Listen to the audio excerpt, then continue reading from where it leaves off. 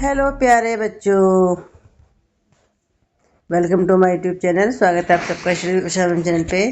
आज हम 10th class का लोकतांत्रिक राजनीति के सभी इम्पोर्टेंट क्वेश्चन करेंगे जो आपके एग्ज़ाम में पूछे जाएंगे। ठीक है, आप ये समझ लीजिए कि ये आपके एग्ज़ाम के लिए बहुत ही इम्पोर्टेंट है। आपने कुछ याद करा हो ना करा हो, ये क्वेश्चन आप ज़रूर कर लेंगे तो आपके लोकतांत्रिक राजनीति में से एक भी क्वेश्चन नहीं छूटेगा। ठीक है, तो चलिए स्टार्ट करते हैं।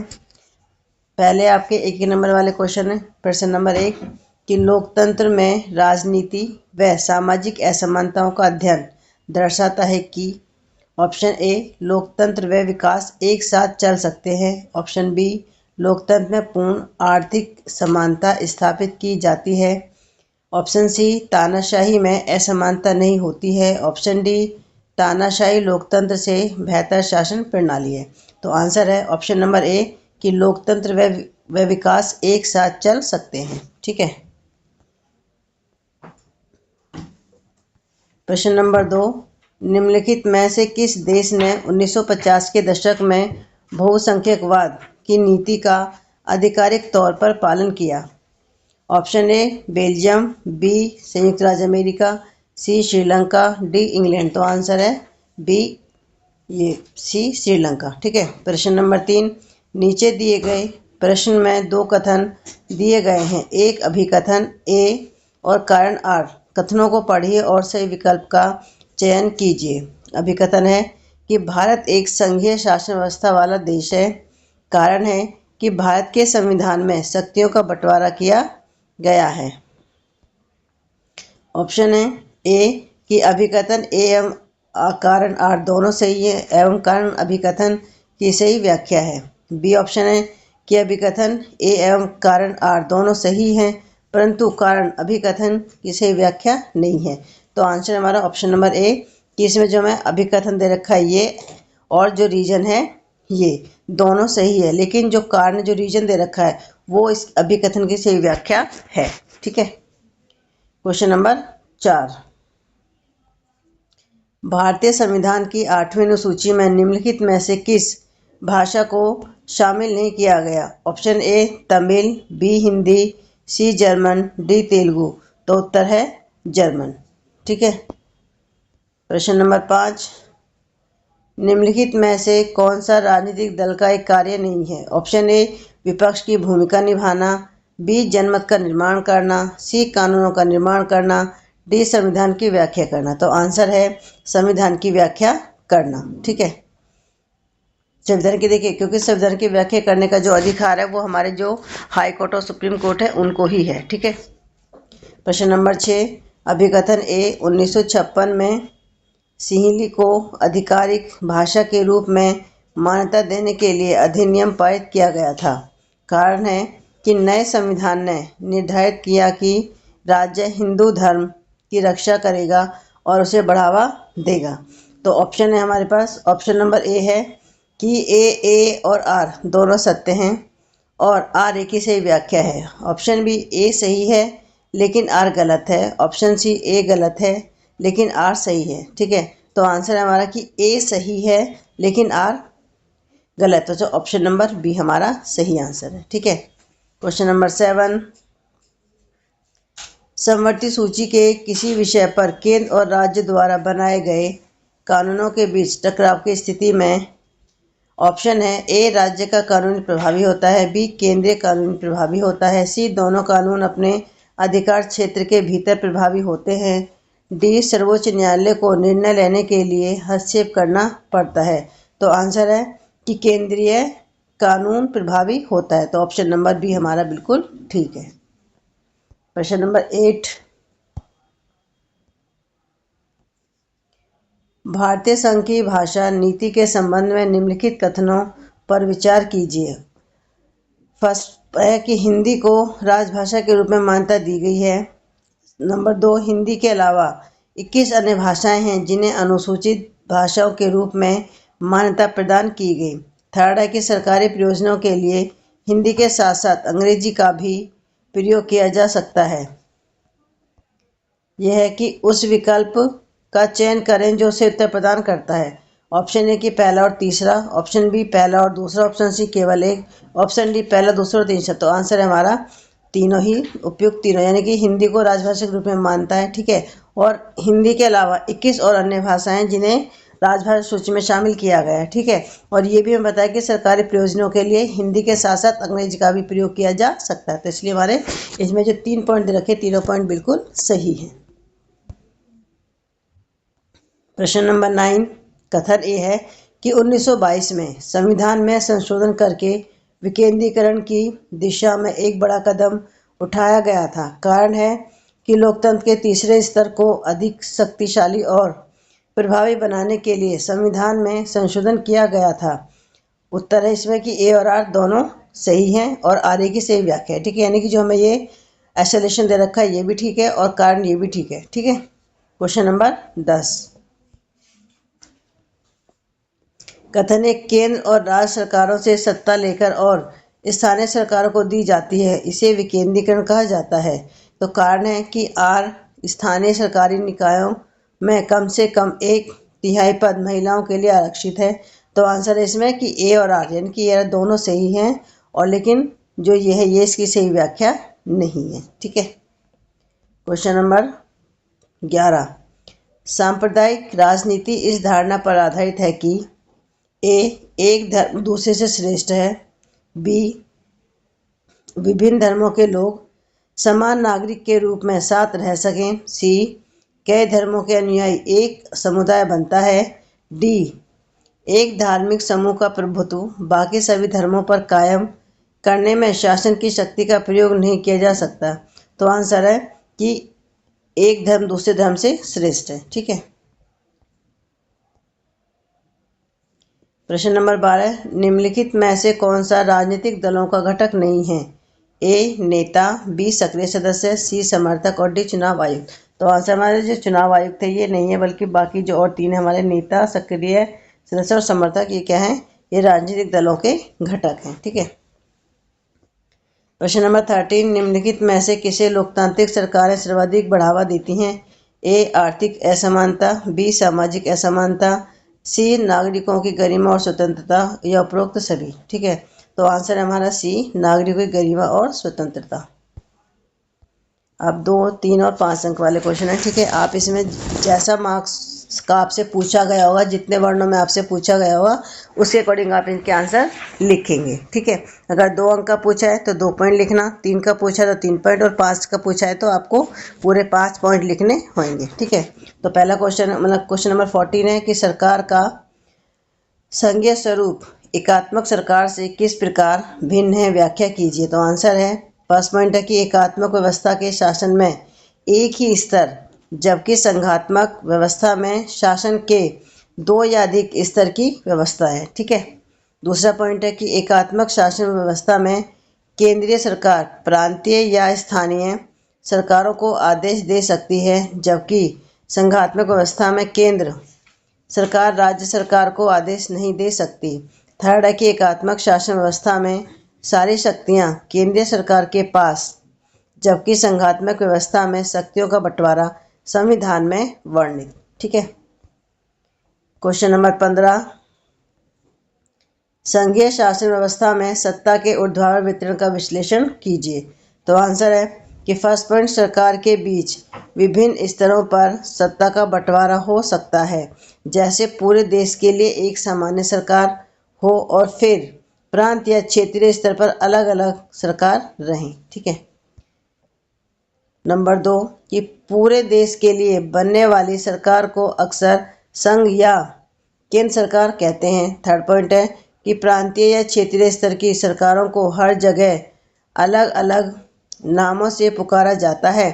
भारत में इसे राज्य सरकार के नाम से जाना जाता है। फिफ्थ पॉइंट है कि संविधान द्वारा केंद्र एवं राज्य सरकारों के बीच शक्तियों का स्पष्ट बंटवारा। नंबर 5 भारत में एक तीसरे स्तर की भी सरकार है जिसे स्थानीय सरकार कहा जाता है। छठा पॉइंट कि ग्रामीण इलाकों में इन्हें पंचायती राज, छोटे शहरों में नगर पालिका एवं बड़े शहरों में इसे नगर निगम के नाम से जाना जाता है। ठीक है, तो इसमें मैंने 6 पॉइंट लिखे हैं, आपको जो आप याद कर सके वो 5 मिनट आप याद कर सकते हैं। ठीक है, क्वेश्चन नंबर 16, सत्ता में साझेदारी के श्रीलंकाई मॉडल का विश्लेषण कीजिए। तो आंसर है फर्स्ट पॉइंट के स्वतंत्रता प्राप्ति के पश्चात श्रीलंका में सिंहली समुदाय के नेताओं ने बहुसंख्यकवाद के बल पर शासन पर अपना प्रभुत्व जमाना चाहा। सेकंड पॉइंट, 1956 के कानून के द्वारा तमिल को दरकिनार करके सिंहली को एकमात्र राजभाषा घोषित कर दिया गया। थर्ड है कि विश्वविद्यालयों सरकारी नौकरियों में सिंहलियों को प्राथमिकता देने की नीति अपनाई गई। फोर्थ पॉइंट है कि संविधान में यह भी प्रावधान किया गया कि सरकार बौद्ध धर्म के संरक्षण एवं बढ़ावा देगी। फोर्थ पॉइंट, इन सरकारी फैसलों ने श्रीलंकाई तमिलों की नाराजगी और शासन को लेकर उनमें बेगानापन बढ़ाया। नेक्स्ट पॉइंट है कि परिणाम यह हुआ कि तमिल और सिंहलियों के संबंध बिगड़ते चले गए और देश गृह युद्ध में घिर गया। ठीक है। प्रश्न नंबर 17, बहुदलीय प्रणाली के गुणों की व्याख्या कीजिए। तो आंसर है फर्स्ट पॉइंट कि जब अनेक दल सत्ता के लिए होड़ में हों और दो दलों से ज़्यादा के लिए अपने दम पर या दूसरों से गठबंधन करके सत्ता में आने का ठीक ठाक अवसर हो तो इसे बहुदलीय व्यवस्था कहते हैं। सेकंड पॉइंट है कि भारत ने एक बहुदलीय प्रणाली विकसित की है क्योंकि इतने बड़े देश में सामाजिक और भौगोलिक विविधता एक या दो दलीय प्रणाली द्वारा आसानी से आत्मसात करना कठिन है। थर्ड पॉइंट, इस प्रणाली में कई बार विभिन्न दलों द्वारा ऐसी स्थिति में सरकार बनाई जाती है जो समाज के विभिन्न वर्गों का प्रतिनिधित्व करती है। फोर्थ पॉइंट है बहुदलीय प्रणाली में चुनावी तानाशाही की संभावना कम होती है। क्वेश्चन नंबर 18 कि व्यक्ति की स्वतंत्रता और गरिमा को बढ़ावा देने में लोकतंत्र किसी भी अन्य प्रकार की सरकार से बेहतर है। तर्कों के साथ कथन की पुष्टि कीजिए। तो आंसर है फर्स्ट पॉइंट कि प्रत्येक व्यक्ति अपने साथ के लोगों से सम्मान चाहता है। सेकंड, सम्मान और स्वतंत्रता का आदर लोकतंत्र का आधार है। थर्ड पॉइंट, महिलाओं का सम्मान और समान व्यवहार एक लोकतांत्रिक समाज के लिए आवश्यक तत्व है। फोर्थ पॉइंट, भारत में लोकतंत्र ने वंचित और भेदभाव वाली जातियों के लिए समान स्थिति और समान अवसर के दावों को मजबूत किया है। फिफ्थ पॉइंट, लोकतंत्र अधिकारों को महत्व प्रदान करता है। सिक्स पॉइंट, सामाजिक मतभेदों विभाजनों और संघर्षों को संभालने की क्षमता लोकतंत्र में सन्निहित है। प्रश्न नंबर 19 कि लोकतंत्र में उत्तरदायी, जिम्मेदार और वैध सरकार का गठन होता है। तर्कों के साथ कथन की पुष्टि कीजिए। तो आंसर है पहला पॉइंट कि लोकतांत्रिक सरकार को जवाबदेह बनाने हेतु नागरिकों के लिए एक व्यवस्था का विकास करती है और नागरिकों को निर्णय में भागीदार बनाने की व्यवस्था का भी विकास करती है। सेकंड पॉइंट है कि नागरिकों के पास सूचना के अधिकार के माध्यम से सरकार के कामकाज की जानकारी लेने का अधिकार है। थर्ड पॉइंट, लोकतंत्र चर्चा एवं परिचर्चा पर आधारित है। फोर्थ पॉइंट, यह लोगों में समानता को बढ़ावा देती है। फिफ्थ पॉइंट, यह विवादों को सुलझाने का उपाय प्रदान करती है। सिक्स पॉइंट, लोकतंत्र व्यक्तिगत स्वतंत्रता और गरिमा को दैनिक बल देता है। ठीक है।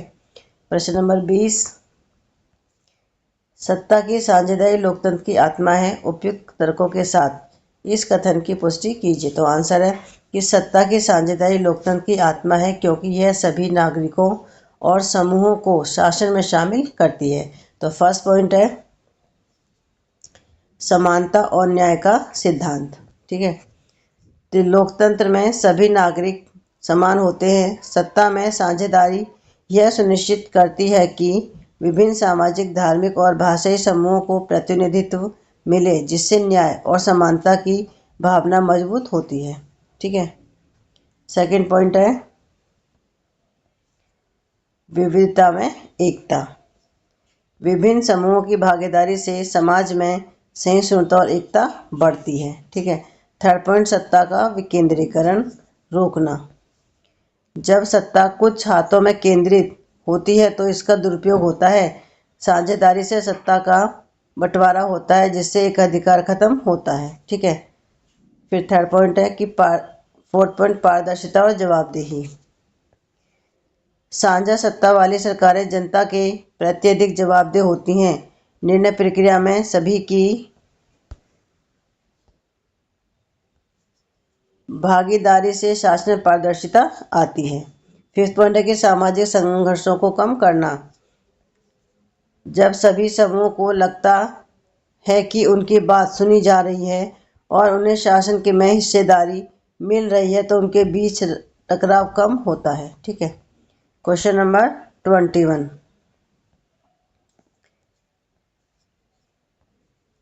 संघीय शासन व्यवस्था की प्रमुख विशेषताओं का वर्णन कीजिए। तो आंसर है कि संघीय शासन व्यवस्था की प्रमुख विशेषताएं। फर्स्ट पॉइंट है कि सरकार 2 या 2 से अधिक स्तर वाली। ठीक है। सेकंड है कि अलग अलग स्तरों की सरकार द्वारा एक ही नागरिक समूह पर शासन। थर्ड पॉइंट है कि सरकारों के अधिकार क्षेत्र संविधान में स्पष्ट रूप से वर्णित। चौथा, संविधान के मौलिक प्रावधानों में बदलाव का अधिकार दोनों स्तरों की सरकारों की सहमति से ही संभव। पांचवा पॉइंट है कि अदालतों को संविधान और सरकारों के अधिकारों की व्याख्या करने का अधिकार। छठा पॉइंट, मूल उद्देश्य क्षेत्रीय विविधताओं का सम्मान करते हुए देश की एकता की सुरक्षा और उसे बढ़ावा देना। ठीक है।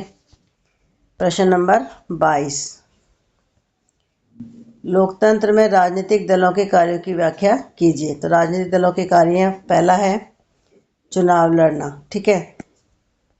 राजनीतिक दलों का प्रमुख कार्य चुनाव लड़ना और सरकार में राजनीतिक सत्ता हासिल करने के उद्देश्य से काम करना। ठीक है। दूसरा है कि नीतियों और कार्यक्रमों को मतदाता के सामने रखना। थर्ड पॉइंट, सरकार बनाना और सरकार चलाना। फोर्थ पॉइंट, विरोधी पक्ष की भूमिका निभाना। पांचवा पॉइंट है कल्याण कार्यक्रमों को लोगों तक पहुंचाना। क्वेश्चन नंबर 23 के राष्ट्रीय दल एवं क्षेत्रीय दल में अंतर स्पष्ट कीजिए। तो आंसर है, पहले है राष्ट्रीय राजनीतिक दल। ठीक है। तो देश की सभी संघीय इकाइयों या अधिकांश इकाइयों में मौजूद रहती हैं। ठीक है। दूसरा, लोकसभा चुनाव में पड़े कुल वोट का अथवा 4 राज्यों के विधानसभा में पड़े कुल वोट का कम से कम 6% हासिल करें। ठीक है। थर्ड पॉइंट है कि लोकसभा में कम से कम 4 सीटों पर जीत दर्ज करें। फिर है क्षेत्रीय राजनीतिक दल। ठीक है। तो ये दल किसी क्षेत्र विशेष में तथा संघ की इकाइयों में ही विद्यमान रहते हैं। सेकंड पॉइंट कि राज्य विधानसभा में पड़े कुल मतों का 6% या उससे अधिक मत हासिल करें। थर्ड पॉइंट, किसी राज्य की विधानसभा में कम से कम 2 सीटों पर जीत दर्ज करें। क्वेश्चन नंबर 24, शिकायतों का बने रहना लोकतंत्र की सफलता की गवाही देता है। कथन का औचित्य सिद्ध कीजिए। आंसर है कि शिकायतों का बना रहना लोकतंत्र की सफलता की गवाही देता है। पहला पॉइंट है कि लोकतंत्र का उद्देश्य नागरिकों में स्वतंत्रता की भावना का विकास करना है। वे बिना डरे सरकार की आलोचना करें, ये दिखाता है कि लोकतंत्र अपने उद्देश्यों में सफल हो रहा है। सेकंड पॉइंट, लोगों के अधिकारों की मांग उनके जागरूक होने की निशानी है। थर्ड, सरकार के कामकाज की आलोचनात्मक समीक्षा ही उसे बेहतर बनाने में मदद करती है। फोर्थ पॉइंट है कि प्रजा के नागरिक बनने की गवाही देता है। पांचवा, कि सक्रिय नागरिकों के रूप में लोगों की बढ़ोतरी लोकतंत्र को मजबूत करती है। ठीक है। देखिए, सारे बहुत ही इंपॉर्टेंट क्वेश्चन थे। अगर आपको ये क्वेश्चन अच्छे लगे हैं तो प्लीज़ कमेंट करके ज़रूर बताएं। साथ में और बच्चों को भी शेयर करें ताकि और बच्चों को भी इसका फ़ायदा मिल सके। और अगर आप मेरे चैनल पर नए हैं तो प्लीज़ मेरे चैनल को लाइक और सब्सक्राइब ज़रूर करें। ठीक है। तो आज की वीडियो बस इतना ही। मिलते हैं आपसे नेक्स्ट वीडियो में। Thank you.